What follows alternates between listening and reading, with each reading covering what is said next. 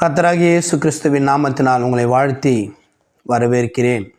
இன்று கிறிஸ்தவர்கள் யாரெல்லாம் பரலோக ராஜ்யத்தில் பிரவேசிக்க முடியும் என்று வேதத்தின் வாயிலாக பார்க்க போகிறோம். மத்தேயு 7ஆம் அதிகாரம் 21ஆம் வசனத்தில், பரலோகத்தில் இருக்கிற என் பிதாவின் சுத்தத்தின்படி செய்கிறவனே பரலோக ராஜ்யத்தில் பிரவேசிப்பனாய் அல்லாமல் என்னை நோக்கி கர்த்தாவே கர்த்தாவே என்று சொல்கிறவன் அதில் பிரவேசிப்பதில்லை.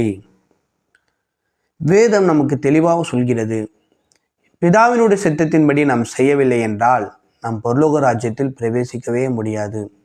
அடுத்த வசனம் வாசிக்கும் பொழுது, அந்நாளில் அநேகர் என்னை நோக்கி கர்த்தாவே கர்த்தாவே உமது நாமத்தினாலே தீர்க்க தரிசனம் உரைத்தோம் அல்லவா, உமது நாமத்தினாலே பிசாசுகளை துரைத்தனோம் அல்லவா, உமது நாமத்தினால் அநேக அற்புதங்களை செய்தோம் அல்லவா என்பார்கள்.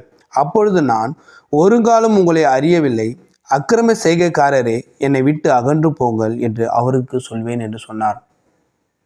நாம்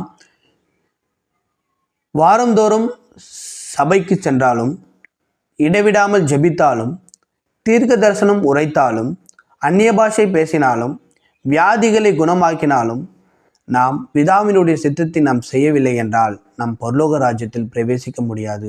இயேசு அதுதான் சொல்கிறார், அக்கிரமக்காரரே என்னை விட்டு அகன்று போங்கள் என்று.